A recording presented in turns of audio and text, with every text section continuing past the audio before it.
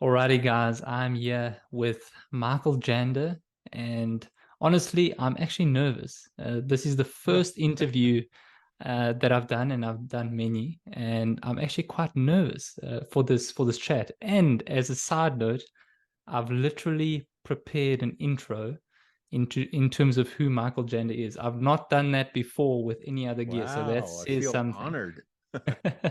So let me start with a short summary to introduce Michael Janda in my words, based on what I've researched about him. He's an award-winning designer, agency owner, and author. He's worked with massive clients like Google, Disney, Warner Brothers, Fox, and more.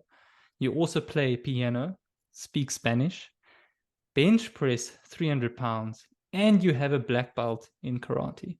Is there These are anything? the side hustles. Those Yeah. those are the side hustles. So, so I think the big question that I have for you to start us off is there anything that you have not accomplished yet? Um, I am an achiever. I'm an achiever kind of a person where I like see the top of the mountain and I want to go and climb the top of that mountain. But as I get older, I have to take things off of my list because my knees hurt more than they used to. My elbows, I'll get tendonitis in an elbow. So some of the physical things I'm starting to feel the pain of aging. But no, So, I love, I think life is short and you got to pick a few things that you want to accomplish in your life and then go after them. You don't want to wake up 20 years from now and say, oh, I always wish I would have gotten a black belt in karate. That was on my goal list when I was 16 and I never did it. Well, I earned mine when I was 37 and did it while I was growing my agency. And it was because it was something that I always wanted to check off the list of my life, and so I did it. You can get time, but you only get one shot at life, so you might as well pick some things and make them happen. wow, we're off to a great start, and I love that perspective. Yeah, thanks for sharing that. So, you heard my intro, Michael. How would you Yeah. describe yourself? You know what, I kind of was an accidental freelancer and um and grew my agency, and now I'm living the dream, as one of my buddies told me the other day.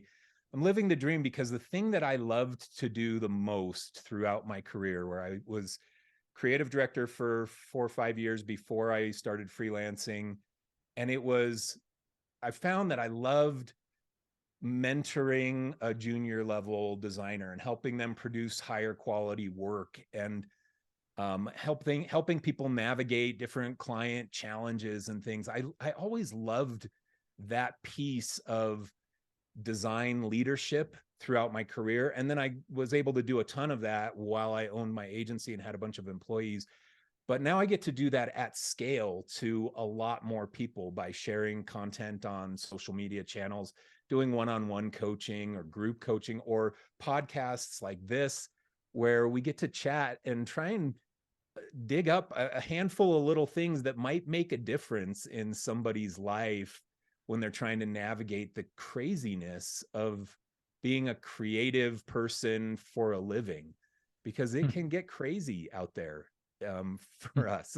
So much of what we produce to clients is subjective, based on do they like it or not like it, and it's opinion oriented, and then there's so much emotion tied into it because we put our creative energy, which is a piece of our soul, into the work that we're producing, and then we throw it over to a wolf to tear it apart, and it can be emotionally traumatic. And I just love being able to kind of help people navigate that with a little bit more ease than what I probably did when I was trying to grow my agency. Yeah, and I know that it's been going well. I mean, you've helped so many people, and I'm curious before I pick your brain on some other questions and get into the meat of this. But what are your goals, and what do you hope to accomplish this year and beyond? This year, I'm trying to migrate my audience over to YouTube. My big audience is on Instagram, and that's where I focused my attention over the last couple of years, and built a great audience. And I love my audience and community and relationships that I've built over on Instagram. But the changes to Instagram are not aligned with what I love to do. The changes, meaning the push for reels and 10-second reels of people dancing around and pointing at things. And that's just not the kind of content that I like to produce. I do prefer a little bit longer form content. I prefer giving real value, and a lot of what Instagram is pushing right now is more TikTok related. There you can have some educational stuff, but you got to figure out how to cram it into 15 seconds to make the algorithm like it. And 15-second pieces of value are just the crumbs of what I really want to share. So a YouTube platform is a better platform for me. Nothing against Instagram. I love what Instagram has provided me, but I'm not a big fan of the recent changes in the type of content that Instagram wants to push to its users. So answer number one, YouTube. I got to build my YouTube channel, which is what I've been working on, and I've been having a lot of fun experimenting with different pieces of content and sharing what I want to share, and not caring so much about trying to figure out, oh, I got to jump on the next big viral whatever, and I've got to try and sell out a little bit to try and grow. I'm not into that. I'm just going to share value over time and let it grow organically over time. Yeah, that's a good point. Okay, so let's start some of the meatiness, some of the juicy questions. And I'm sure that you've received this question like hundreds or thousands of times. And a lot of the people watching this, listening in, they are struggling freelancers. They're not sure about how to create freelancing business, get their first client, should they do an agency or not. There's a lot of overwhelming questions, right? So the question is this: how to get started as a freelancer? Good. That's a good question. I mean, that's a broad question. So how to get started as I kept it broad intentionally. It's pretty broad. How to get started as a freelancer. Okay, so there are a couple of things. You need money. You need money to be able to sustain your life before you bail on leaving a job that you have. So while you're working, what happened to me, and I'll just share from my experience, I was working at Fox before I started freelancing, and the final 6 months that I was at Fox, I was freelancing for some of my friends who had been laid off from our group and found new jobs, and they started hiring me to freelance, and I was making double my salary. So I had my salary coming in from Fox, and then I would work in the evening and on weekends doing my freelance work, and I was making as much freelancing as I was in my salary, but I didn't need the freelance money, so I just saved it up. I saved it up. And when it came time for me to finally jump ship and start freelancing full time, I had money in the bank. I had 6 months worth of cash flow coverage to cover my living expenses sitting there in the bank. And that's one of the things that, it's one of the things that kills freelancers quick, is if you don't have some cash reserves. And the number to look for is 3 to 6 months of cash reserves to cover your living expenses. That's the healthy number. So if you have to pay $5,000 a month to pay for your lodging, your home, your utilities, whatever your cost of living is, if it's $5,000 a month, then you're looking for somewhere between $15,000 and $30,000 in the bank to be able to freelance. Now that number can scare people, but it's not the only way that you can do it, because you could also land a retainer client that's going to pay you $2,500 a month, and you sign them for a 6-month agreement. Well, there's half your money. You can use that to project forward and say, okay, I've got a retainer client that's paying me half of what I need. So now the number that I need is not 15 to 30,000, it's 7,500 to 15,000, and I just need to keep my retainer client happy. And that's what I see a lot of freelancers who take that next step. You either need the money in the bank or a client who's consistently giving you work with a commitment to future work, that can give you the confidence to take that step as well. So I think that's one of the big things. And that's one of the things that kills a lot of freelancers. If you don't have cash in the bank to cover when the client pays you 1 week late on your project, and now you can't pay your electric bill as a result of it, that's no way to live. Yeah, I think that's an often overlooked piece of advice that you have there, because it's extremely practical, and a lot of people want to rush to, quit their jobs and to live a life of freedom on the beach, with their laptop, with like a drink in their hand or something, and they forget the practical side. I mean, at the end of the day, clients pay the bills. And so I love that piece of advice. Thanks for sharing that. I love what you just said about freedom too. And I have a chapter in my book, Burn Your Portfolio, that's called it's flexibility, not freedom. The life of being a creative entrepreneur, a freelancer, it's not freedom. It's flexibility. That's what you get. And you're still going to work 30, 40, 50, 60 hours a week, but the flexibility means that you can choose where you want to spend those hours or what exact hours you want to spend. It doesn't make the hours go away. And a lot of freelancers think, oh, I'm just going to go, I'm going to have the freedom of being a freelancer. It's not freedom. You still are tied to deadlines and clients. And now, instead of having one boss at the company you work for, now you have 5 clients and 5 bosses all giving you instructions of what they want you to do. That's not freedom. It's just a change in who's your boss, and now you have 5 instead of 1, and you now can go and choose if you want to sit in Starbucks and work for 5 hours, or sit at your computer, or work at the airport, or stay up tonight and work instead of during the day. You can choose. That's flexibility in choice, but it's not really freedom. And I learned that kind of early on. And there's a point where you can get some freedom, but it isn't in the early years of freelancing. You've been freelancing, Kyle. So do you feel flexibility or freedom, or neither?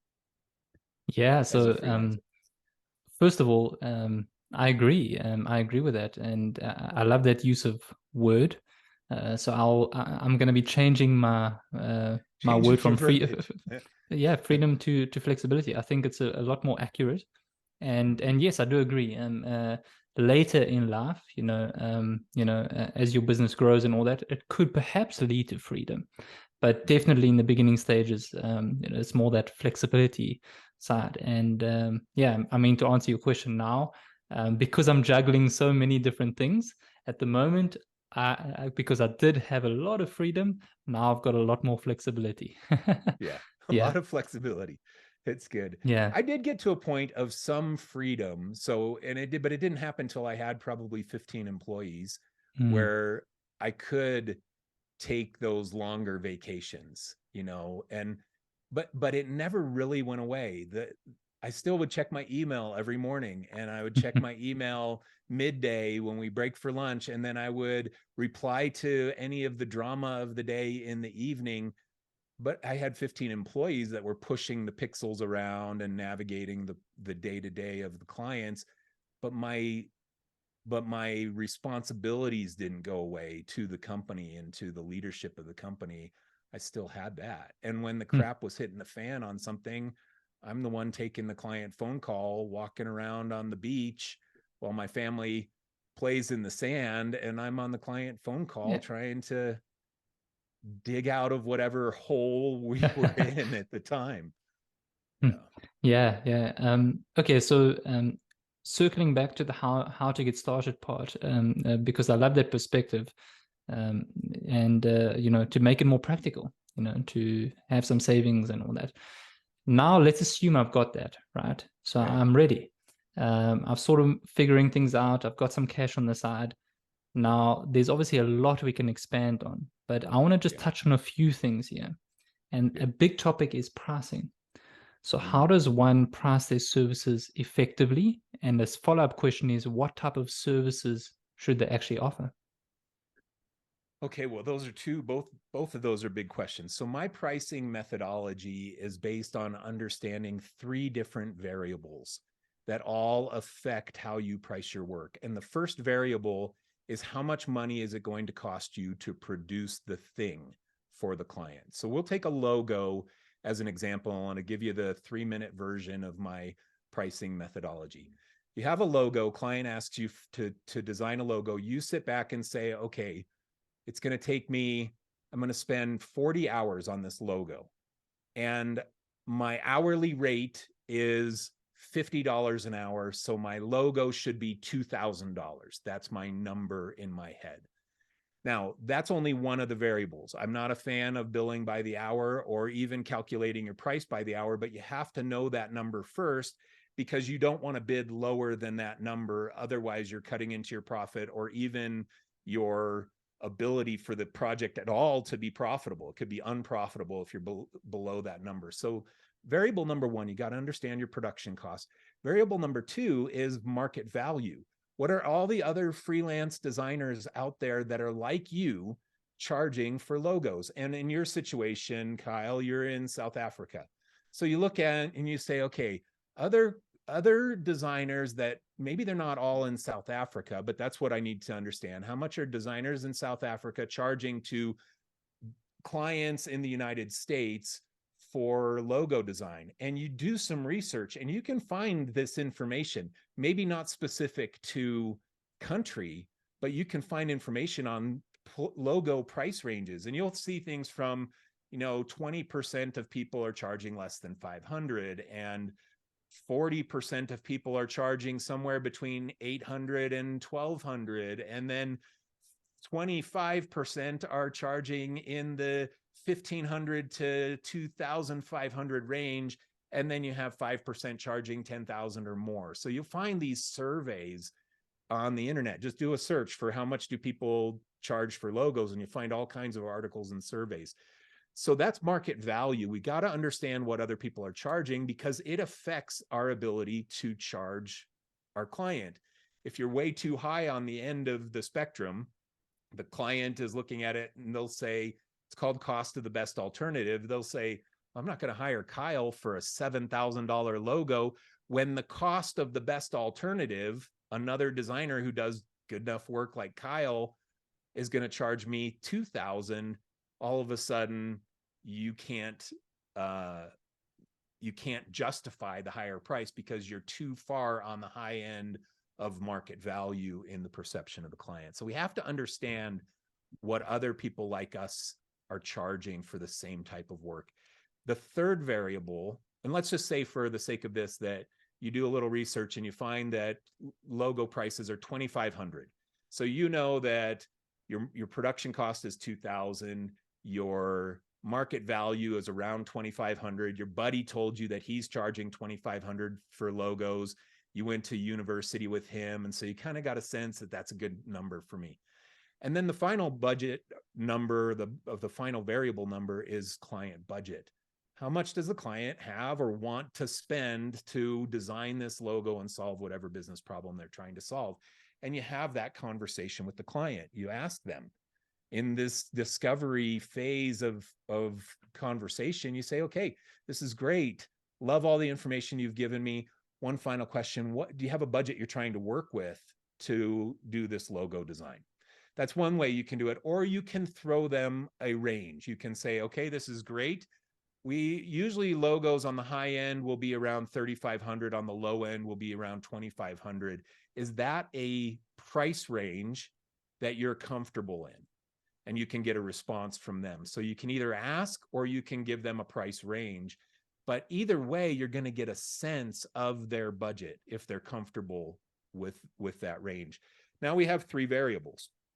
We have production cost 2,000, we have market value 2,500, and we have client budget at 3,500 they said they were comfortable with. Where do we want to price our project? Well, it's somewhere in the range of those numbers. And the number that we choose is usually based on the situation that our business is in. If you haven't had a project in 7 months and you're using your last bit of money that you have in the bank to pay for your electric bill today, then where are you going to price it on that spectrum? Are you going to be 3,500, or are you going to price it more toward your production cost of 2,000 to increase the possibility of winning it? Most designers would say, well, I really need this, so I'm gonna price it on the lower side of this. I got to land this thing. But let's say that you're working 80-hour weeks right now, and you've been slammed and you're stressed out of your brain. But you know what? You'll take on a new client if the price is right. Are you going to bid it around 2,000, your production cost? No. You're going to say, you know what? If they'll pay me a premium, 3,500 or $5,000 that I'll bid it for, if they'll pay me a premium, I'll do the logo for them and I'll work 90-hour weeks instead of 80-hour weeks, because the money's too good to say no. So once we understand those variables and then look at the situation that our business is in, it dictates where we're going to price this project. But we know it's going to be profitable because we started with production costs, and we know that we can win it because we understand the client's budget, and we know that we're not doing a discredit to the market by dramatically undercharging what other designers are charging or dramatically overcharging what other designers are charging. We understand market value, and so it allows us to price our work effectively for our clients. And this is the methodology I used at my agency over the 15-year run. We did 30 million in agency revenue, and it was all pricing with that kind of mindset. Okay, so that was a big answer for pricing. Where do you start? Wow. Yeah, I mean, that was beautiful. If I could sum it up in one word, that was really, really fantastic perspective. So yeah, thanks for sharing that nugget. And I love how you simplified it and explained it in detail at the same time. Really, I mean, a lot to think about on that. And yeah, I also like the perspective of charging based on, you know, how your business is currently performing.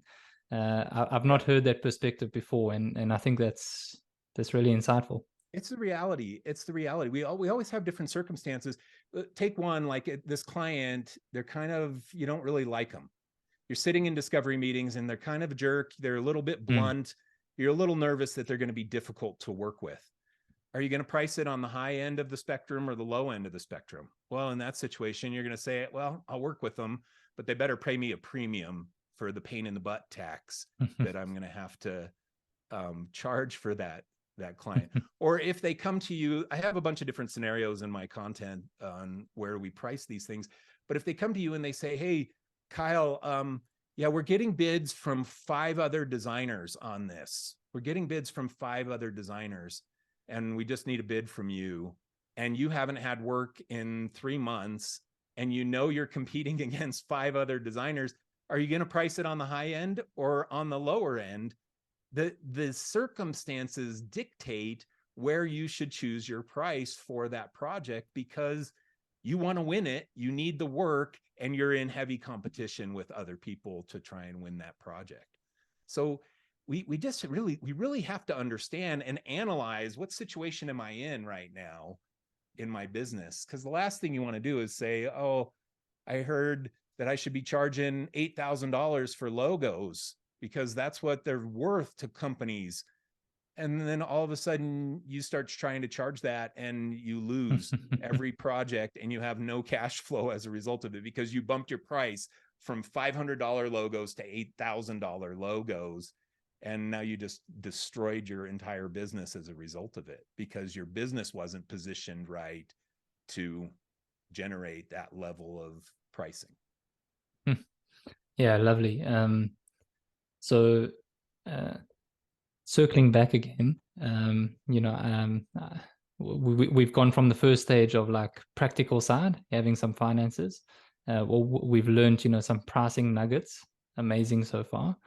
Now, at the end of the day, we need clients, right? Without clients, we have a hobby. We don't have a freelancing business. Yeah. So how can we turn our hobby into a freelancing business? And side caveat to that, there are dozens of ways to get clients. So I would like to know from you your top 3 ways to get clients. Oh, I love it. Okay. Top 3 ways to get clients. The first thing, before we even talk about finding clients, you have to understand what your business is even offering. You have to have some kind of problem solution statement that you can make to a potential client. So you have to identify this. And it's a hybrid of a marketing message, an elevator pitch, and some niching and all of these things. So Kyle, what are some of the services that you offer as a designer to clients? Yeah, for me, yeah, go ahead. for me, it's basically web design and marketing. Okay, web design and marketing. What kind of marketing? Like digital marketing for website related things? Okay. So it's internet marketing, everything to do with online great. marketing. Yeah. Great. Okay, so and do you have a target niche or niche that you target, like a certain, like your businesses come out of a certain sector? Yeah, so I've got three, one in the medical industry, one in the therapy industry, and then one for general, like all sorts of different businesses. Yeah. Okay, good. So let's just take the medical industry niche. And this is what you have to define. What are the problems that they have? Well, medical industry, highly competitive for businesses. They usually have a lot of funding from governments and things. So they compete against each other with higher budgets that they have to spend. What's the problem that they have? Well, they have to get awareness of their product in comparison to their competitors' products. So they need awareness of their product so that they can generate online sales or brand expansion or whatever. So you create a marketing statement that says something like, hey, I'm Kyle. I create websites and digital marketing for medical industries or health and medical industries. And then you say the problem solution. So, and the services that we offer, what we focus on is converting website visitors into generated leads that the salespeople can follow up on. So now you've taken, here's my target industry, here's my problem that I'm solving, lead generation, and then you give a statistic of some kind. Hey, for example, our last client that we did work for, we redesigned their website and it created a 73% increase in lead conversion from what they had before. There people who came to their website after we got 73% more leads as a result of our redesign. And that's what we do for our clients. Okay, now that kind of an elevator pitch is a sales pitch that you can make to every single other medical company that exists anywhere. They're going to be intrigued. You're going to look like an expert in their industry, and you're going to validate it with a testimonial, a statistical testimonial. And it'll make people say, oh, that's interesting. Who wouldn't want 73% increase on lead conversion because of a redesigned website? You've made it into something numeric. Okay, so way number one to get clients is now to tell that message to every person that you know from university and your mom and your aunt and your friends and people in networking events. You start sharing that message to everybody that you know, and you wait to find either a referral from somebody who says, oh, you know what? I know my friend has a medical startup and they just got their funding. Let me put you in touch with them. You'll hear some things like that. Or you'll be pumping that message into your social media and somebody will chime in the comments and say, hey, this is a really good fit for us. We'd love to learn more from you because you're sharing a case study in your social media that relates to them. And it's content that makes them see a solution to their problem that they're feeling. So version number one of finding clients is figure out your marketing message, that position that you have and the solution that you offer, and then go and pump that message out into every channel that you can. Okay. Do you have any questions or comments about that one? Because you asked me for 3. I'll give you 2 more. Yeah. So first of all, again, amazing. So a follow-up question that I receive a lot is, I've got my pitch. I've got work for clients. I can say, listen, I've helped this client generate X, Y, and Z. Yeah. The question comes in, I'm new to freelancing. I don't have any previous client experience that I can Yeah. use as, let's say, my case study and speaking from results and all of that. What can I Yeah. say then? Find statistics from other people, and you can find them. Like you can go and find redesign statistics. Like, let's just say that it's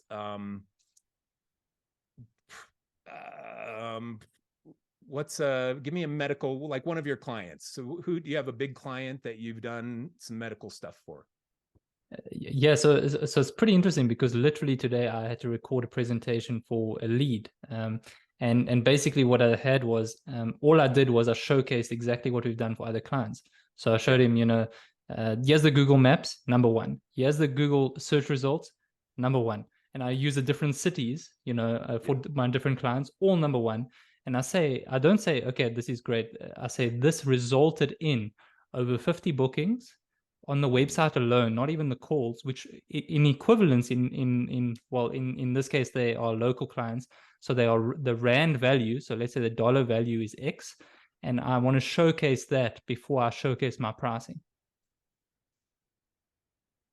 Okay, so that's good. Yeah, show the results and attach dollars to it Yeah. in the financial results, and then you converted the conversation to go from the client looking at it as an expense to the client looking at it as an investment that yields a return. So anytime you get it down to numbers is ideal.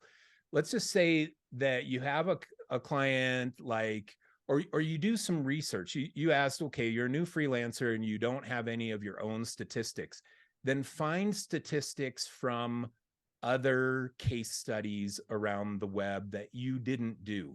Like, let's say that Pfizer, one of the big pharma companies in the world, let's say that Pfizer redesigned their website, and somebody did an article about it showing that their redesigned website used to generate this much traffic, and after the redesign it generated this much traffic, and the user session length went from 47 seconds to 1 minute and 38 seconds as a result of the redesign. You didn't do the work, but it still shows the power of what a redesign can deliver. And you can find case studies and articles about this kind of stuff all over the internet. Just start digging. People write this. I write this kind of stuff. I look for data like this and I intermingle it into my video content and things because I want it to have some substance behind it instead of just opinion. So you'll find articles like that and then use that in your marketing. Say, hey, we help medical businesses. We redesign medical business websites, and we focus on converting leads into, or lead conversion, to capturing these leads. Now, one example, we didn't do this example, but Pfizer just redesigned their website, and their lead conversion, I read an article that their lead conversion went up 32% as a result of the redesigned website that they launched. And the big change was that they focused on the mobile responsive version of the site as designed first, and the desktop version second. So they focused on the usability in the mobile site. And that's one thing that our business does. Our business focuses on mobile first, and we can help you get results like what Pfizer got from their website. That conversation as a sales pitch, it wasn't my statistics, but it was statistics, and it still validates what I'm saying to the client, even though I admitted it wasn't my case study. It was just industry statistics that we found. It still gives it more punch. And your client can start to see numbers and say, oh, I want 32% increase. I want that. So I think that that's the way you do it when you're just starting out and you don't have your own case studies. You still should know industry data. One that is a big one, and this is one that I started using even years ago, like when I left my agency in 2018 after my buyout ended. But even back then, it was like 80% of the internet was video content. Yeah. And it's probably even more now, but 80% of the downloaded data was video on the internet. Well, that statistic, I could use that to help convince any client we had into doing video content.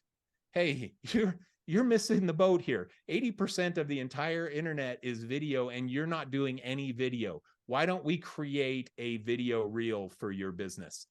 And clients, it's just an industry statistic, but clients will feel the fear of missing out, the FOMO, and be like, whoa, I'm missing the curve on this. We do need to do video. And all of a sudden it becomes a priority for them because I planted that seed in them using some statistical data from the industry. So you got to research the industry that you're looking at serving, and you got to understand what are these data points and what are the competitors doing, and how do you use those changes in the industry that you're trying to serve to help your clients see a problem that they may not see right now. Was it bad for me to try and convince a client to do video? No, it was beneficial to their business. It was a service to their business. Does it generate work for me? Yes. And that's great for my business, but it's also great for their business because we're protecting them from missing out on the wave that they probably already missed out on as a result of being late. So anyway, this is the conversation type that you can have with clients. Yeah, and I think, I mean, just to wrap up that point, I think that's an amazing, interesting take because in a way, it's also pretty broad because you could say, you know, if you type in, let's say, dentist in Manhattan, right? And they don't show up in the top 3, you can still reference Google, let's say, to show like how many clicks or, some data that they should be getting. And then I find the best reference to make is not for them as their competitors to show them how much clicks they are getting, and then they're missing out on that. So the FOMO. Totally. It's so, man, entrepreneurs. Okay. So entrepreneurs are motivated by 2 big things. And there are more than this, but some are motivated by fear of loss. Like that's all humans are. But man, entrepreneurs are motivated by competition. And if you show them that one of their competitors is doing something more effectively than them, that is a oh man, that creates pain in an entrepreneur. And because I'm that way, I'm entrepreneurial. And if I see that one of my competitors is doing something that I'm not, I'm like, oh, I bet we gotta level this thing up. And you can use that in any conversation with clients to help them see that somebody is achieving more than them. And it leads to opportunity because you're kind of creating pain in the client. You're creating pain and they'll buy to alleviate that pain. So you say, you go to a competitor and you say, in your business, you say, hey, I just noticed that your biggest competitor, here's their new website. They just launched it. I thought you should know. You're probably already aware of it, but they just launched it. Here it is. Looks great. They did a great job. Now you give that to your client and tell them that their competitor just did a redesign. What's going to happen? Sometime in the next 3 to 6 months, your client's going to want to do a redesign as well. Yeah. I love that. Okay, so you mentioned those 2 ways. Talking about number 2, second way, favorite way to get clients. Building relationships just because. I built my entire business on just being friends with my clients and not, I mean, half the time I didn't even have to ask for work. Half the time they would just give us work because they liked working with us. They trusted me. I had a friendship with them and they were like, well, let's give this to Mike. People are good. Like generally speaking, people are good. Now I know there are a lot of bad people in the world. I get that, but I've traveled around enough to know that most people are good. They're good-natured, good-hearted people. And if you're good friends with your clients, are they ever going to go to somebody else? No, they don't look around. They're not like, well, Mike's one of my close friends. I'm going to go try somebody else on this project. That's not what they do. They're like, Mike's one of my close friends. He'll get this done for us and it'll be good. He'll do a good job. I love Mike. I can't wait to work with him again. That is the way to get clients. How many of your clients, Kyle, have become your friends over time? You've been doing this long enough.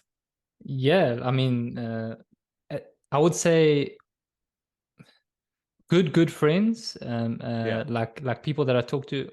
Almost half of my clients. I would say, So 50%. yeah, 30 to Now, 50%. Yeah. of those clients, are you worried that if another freelancer comes in and has a cool pitch deck and says, "Hey, we can do this stuff for you, and here's our cool pitch deck with design comps," do you think your clients will leave you to go and try out somebody new just for fun? Yeah, and the answer is no. And I've had that before. People have pitched them a much lower service than I'm providing, but Yeah. because I'm still getting results for them, and because I've got a relationship with them.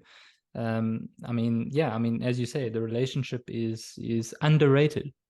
Yeah, it is. And so that's the reality. I saw it with my entire business, even to when we were doing, so after I sold my agency, the combined agency between my agency and the agency I sold to, we were doing like $7-8 million a year in Wow. revenue. And the majority of it was still relationship driven. Hmm. It was still relationships. It wasn't the big money from those things were relationship driven sales. They weren't like some random person dropping out of the sky. Most of it came from repeating clients and referrals from repeating clients who were our friends. And that you'll find across the board, um, everywhere in the Hmm. world. People love to do business with people they know, like, and trust. That's the cliche. And so get to know more people and be likable and be trustworthy, and you will get clients. And I think that for me is just the number one way to get clients. Just meet people, enjoy. Who knows, Kyle, this is our first conversation. Who knows what comes out of this? You're building your YouTube channel, I'm building my YouTube channel, we're developing content, you have a podcast, I like to be on podcast. We have so many overlaps in what we're doing. Who knows what comes of this in the future? 2 years from now, we're doing some collab content for the same client or something. Who knows what comes of it? Or a client asks me for content, "Hey, do you know anybody else who would be good to have to do some sponsored video content for us? Or do you know anybody in the freelance space that we could sponsor a podcast?" And then I say, "Oh yeah, my friend Kyle, he does that. He has a podcast and does sponsored content."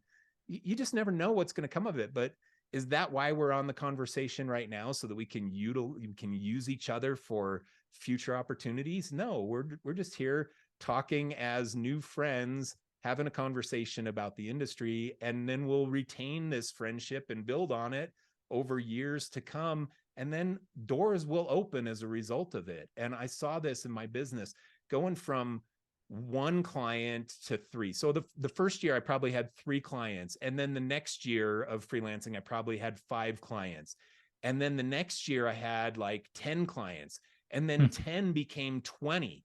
And then 20 became 40. And it just starts compounding, all completely based on me knowing more people. I would get to know all of the people at my client's business. So we would work with a project manager. I would fly to visit them, and I would meet all of the other people that they work with on their team. A lot of times we'd go to lunch and we'd have 10 people at lunch, and I'd get to know all the other people. And then one of those people leaves and starts working at Warner Brothers, and now I get a client at Warner Brothers. And then a person leaves and goes and starts working at TDK or at TV Guide, and we got clients through those kinds of relationships, and it just compounds over time. So that is a long-winded way of me saying, meet people, be nice, be likable, and build relationships just for the sake of the fact that your life is richer with more relationships in it. And some of them will become clients as a byproduct. Wow. Yeah, I mean, I almost want to leave it there in terms of your tips, because I think that that point is actually underrated. And I love how you explained it.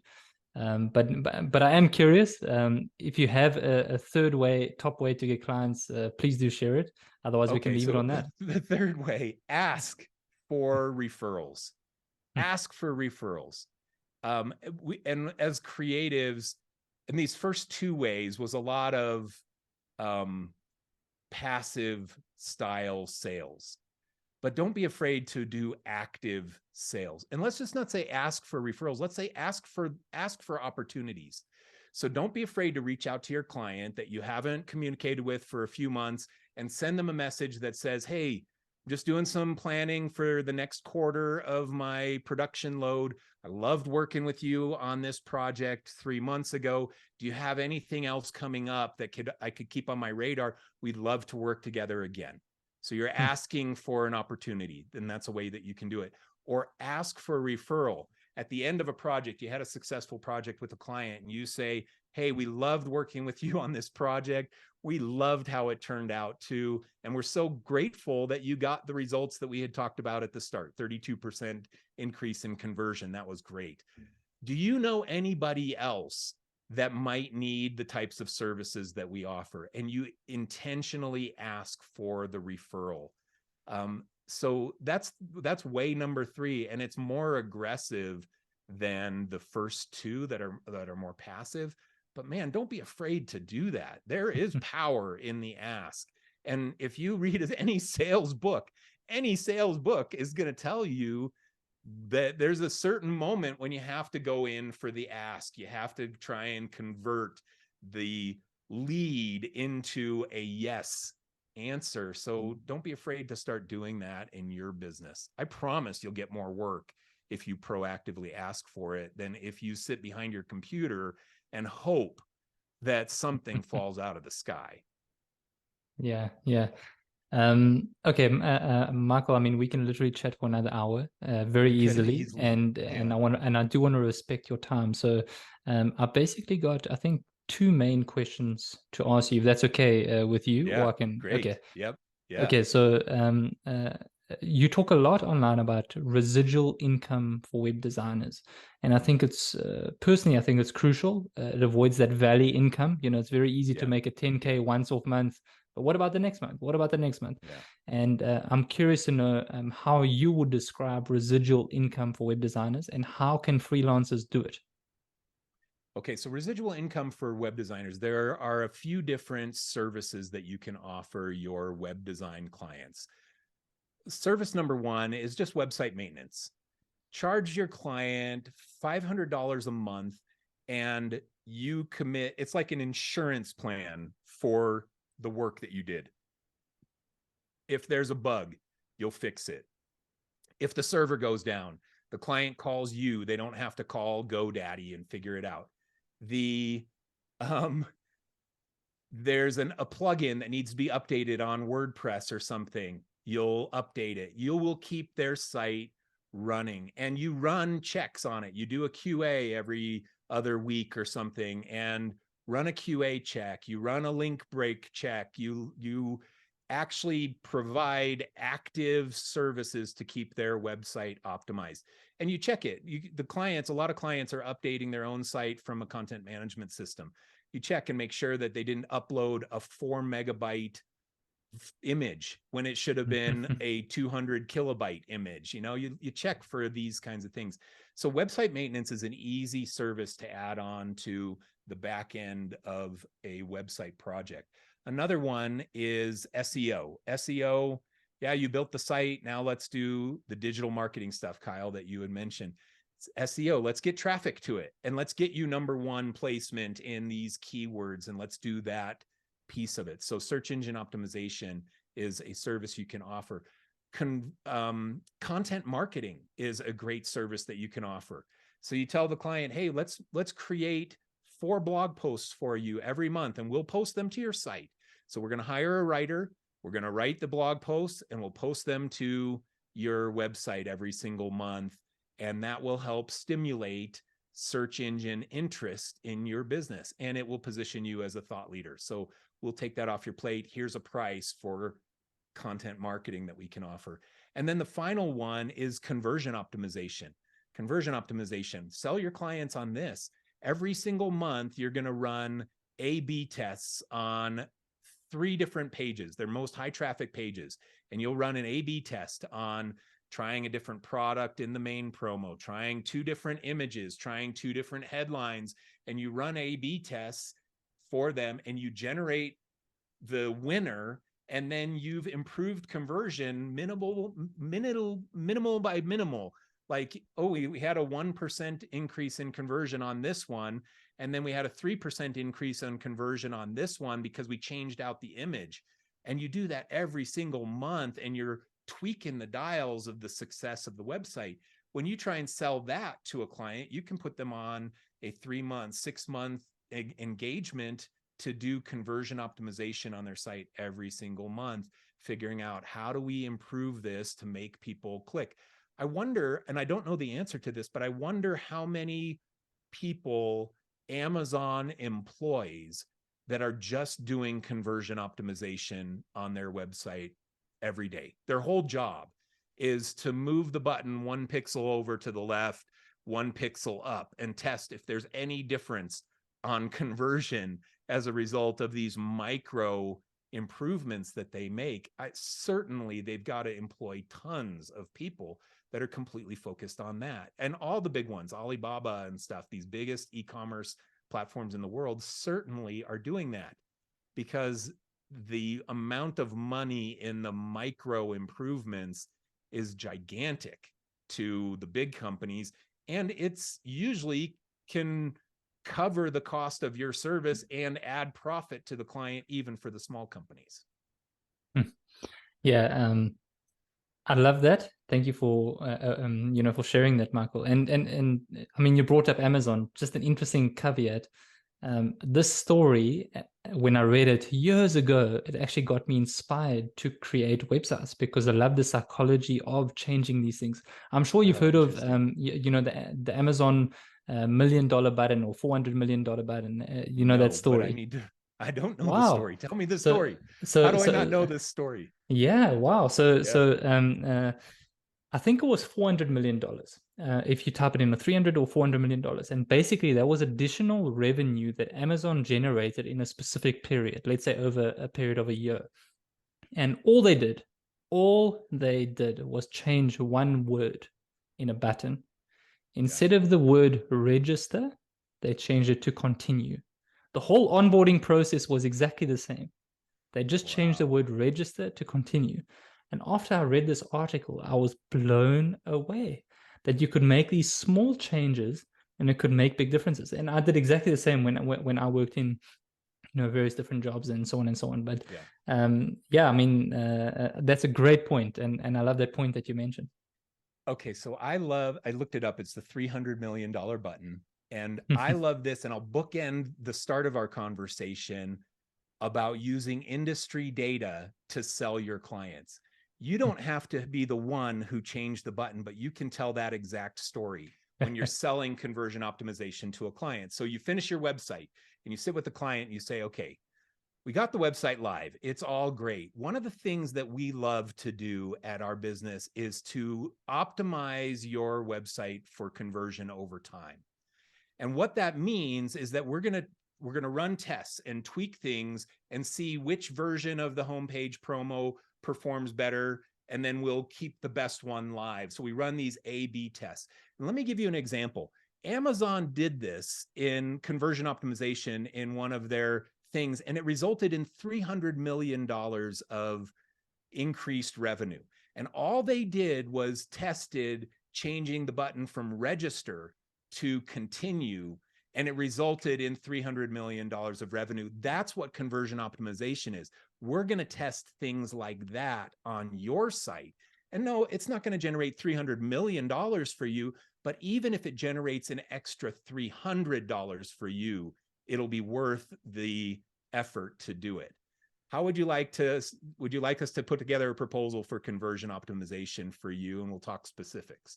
So that's your sales pitch right there, using industry data. It's not my data, but industry data to go and talk to a client about your services for conversion optimization. And who's not going to be interested in your clients? Your website clients are going to say, oh, that's interesting. Yeah. Okay. Yeah. I'd love to see a proposal on that, because they're interested in micro improvements. Anyway, so that bookends it back to what we started with. In our positioning and using industry data. First of all, it sounds like you've done this before. I've done it for a couple of years. Yes. Yeah. Okay. Ending off, and it's a simple question, but I would like to know from you, if you could define one tip, just one tip, what would you say for aspiring or current freelancers? Um, it's scary. It can be scary. I was a scared freelancer at the start. Like I was still looking for jobs. I was billing probably 15 grand a month at the start of my freelancing. And I was still I was still applying for jobs because I was still afraid to be on my own. And I didn't need 15 grand a month to cover my life. I needed 5 grand a month. So I was dramatically over earning what I needed, but I was still scared because it's scary. It's the unknown. And so my tip is don't be afraid of it. You get one career. So go for it. If your dream is the flexibility of being a freelancer and sitting on the beach, then go for it. Go for it. Make it happen because you only get one career. What's the worst case scenario? It doesn't work out and now you got to go get a job again. Well, if you were employable before you started freelancing, you'll certainly be employable after you freelanced. You're even more marketable having done some of your own entrepreneurship. You're more capable. So you get one career, and if you want to do it, go for it. And you don't want to wake up 20 years from now and say, I always wish I would have tried freelancing. I really think I would have liked that, but I was too afraid to leave my job. You don't want that. Go for it. And when I'm saying go for it, I can promise you there are a lot more crappier designers and people than you that are somehow succeeding as a freelancer out there, and you have more talent than they do and more ability to succeed as a freelancer. So from the competitive standpoint, like we talked about a little bit in this too, which fuels me, I'm like, yeah, if so-and-so can do it, I can do it.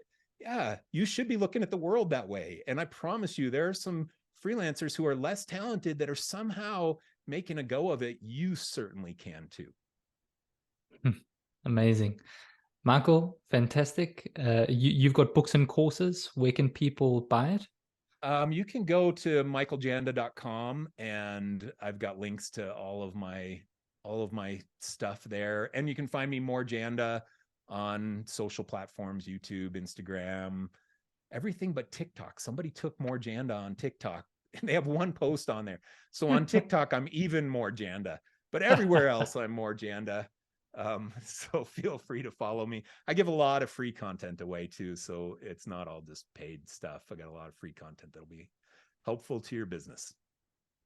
Amazing. Michael, thank you so much for your time. Thank you for these nuggets. Really appreciate it. Thank you. Thanks, Kyle. Super fun. Awesome.